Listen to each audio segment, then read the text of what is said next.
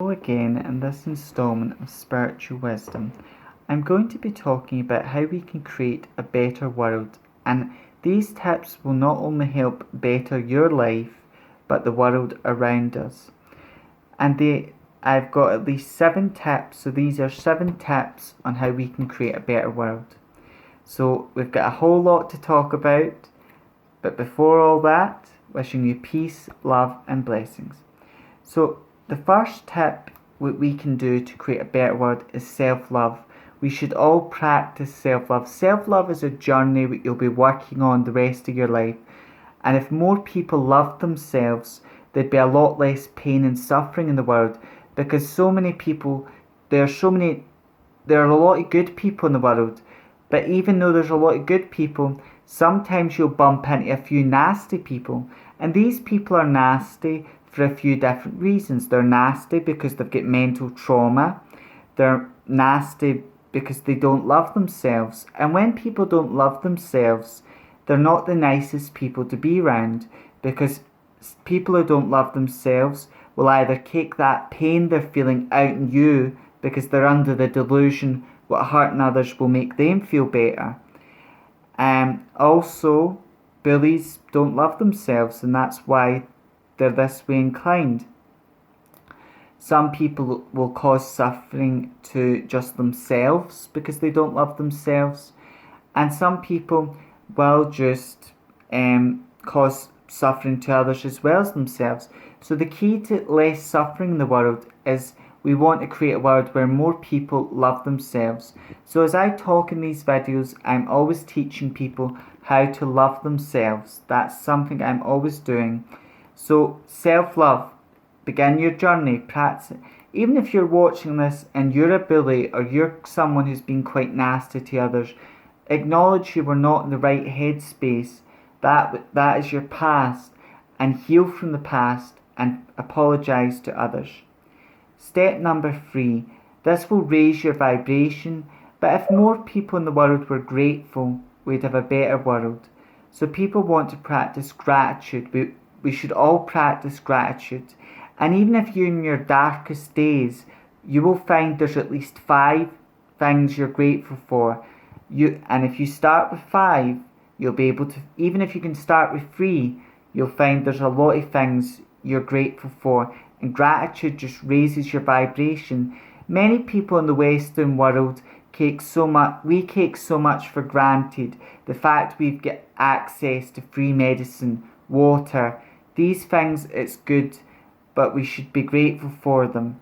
Step number 3, even if you're having a bad day, always practice kindness. Always put good energy into the universe. Be kind to others. Always put love and light to nasty people. Always be kind and always put good energy out to other people. And always be nice. Number 5, be mindful. Be mindful of your words and actions, because what you think creates your reality. And be mindful of the words you're saying to others, because the words you say to others, you could be saying something and you're not meaning to hurt people, but you are hurting them because you're not in a good space, you're not mindful of the words you're saying. Number 6, our existence on the planet is not the fact we human beings, we're not very good at looking after Mother Earth or living in consistence with Mother Earth. So we need to be more environmentally friendly and more conscious of so we should be looking after our earth, looking after the earth, connecting with it, respecting it. And number 7, this is a hard one. Be more mindful of your food choices. Many people would rather just eat their ham sandwich or their steak, and they don't want to think about what that animal went through to die. And so many people I've spoken to as a vegan say they're against animal cruelty. So their heart they're vegan, but their actions don't line up with what they're saying. Because many people would not see their dog, and some people hate when wild animals are hurted, but yet they feel if, cows, pigs, that's justified. When raising these animals and the way we do, we don't have to eat animals to survive or be healthy, so we're doing something that causes needless suffering. And that our habit of eating animals for our pleasure, our taste pleasure, is also destroying the planet.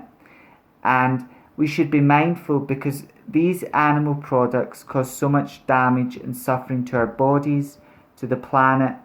And why should an animal die?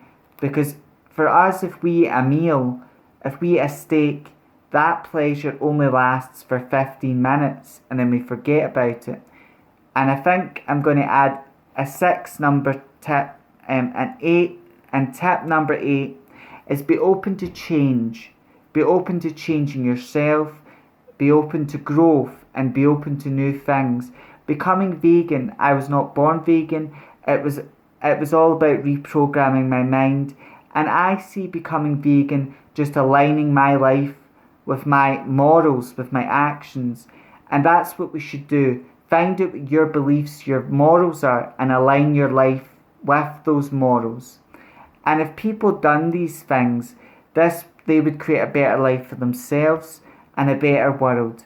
We should always try and reduce suffering. We want to reduce human suffering, but if everyone on the planet was vegan, then this would mean we would be reducing animal suffering.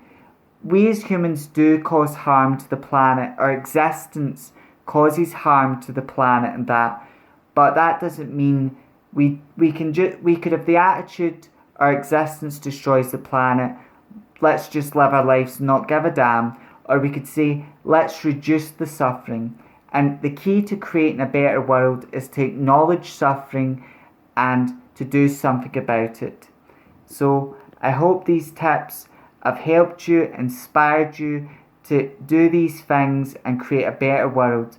And there's so much we can do. And we all want to create a better world and look after this world, what is beautiful, what we call home.